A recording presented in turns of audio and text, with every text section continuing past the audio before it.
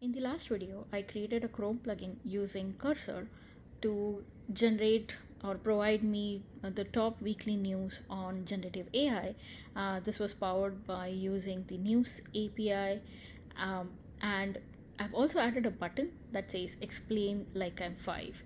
But this time I've done this using Google Gemini API instead of the OpenAI API I did in the last video. So I found certain issues when you're vibe coding or when you're working with tools like Cursor, and I would like to talk about them in this video. So if you're not seen the last video, I will add it up here, or you can actually see it in the description as well.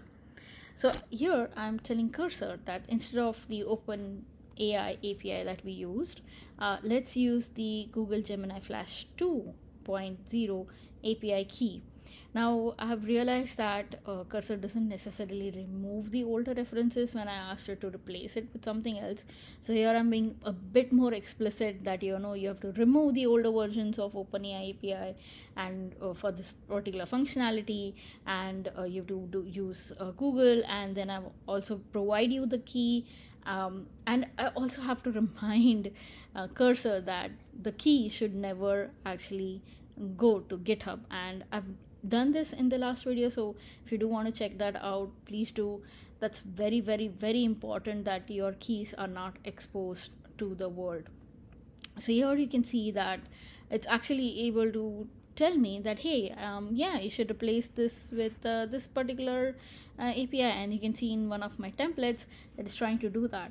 But the problem was when it actually wanted to do it in my config file, it actually replaced my News API key as well.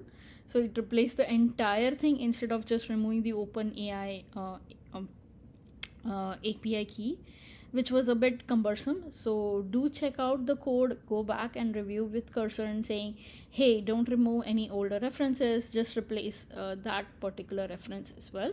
And you can see that here it has replaced the endpoint. Just the problem was with the config keys itself, and that sounds great. So let's go and test this plugin out.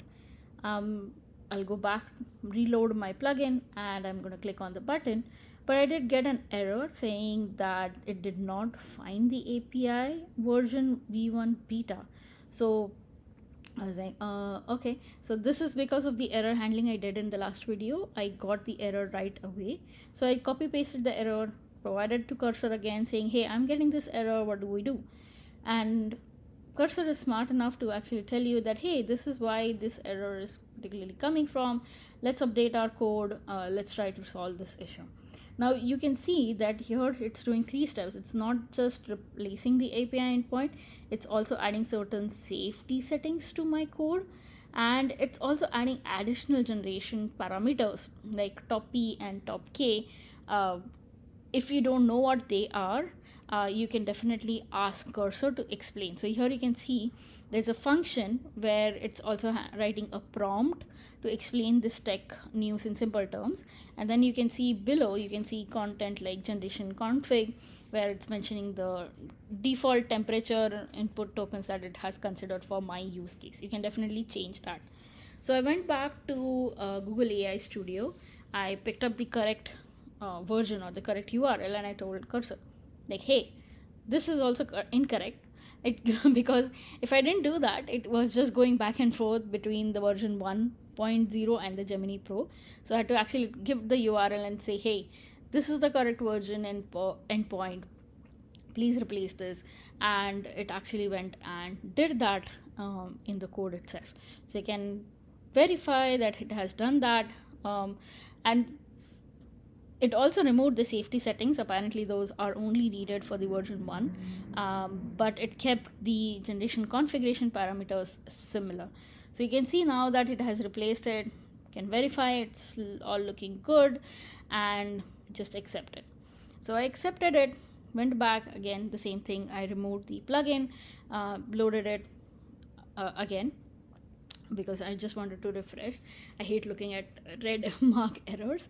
And you can see that, okay, if I click the button, it's giving me an output that is actually explaining this Like I'm a 5-year-old and it explains a lot of terms and it's quite verbose. I can definitely change the generation parameters and make this better. So let me know in the comments, what do you think about this? Should I make any changes, or what fun things we can do later? Bye bye.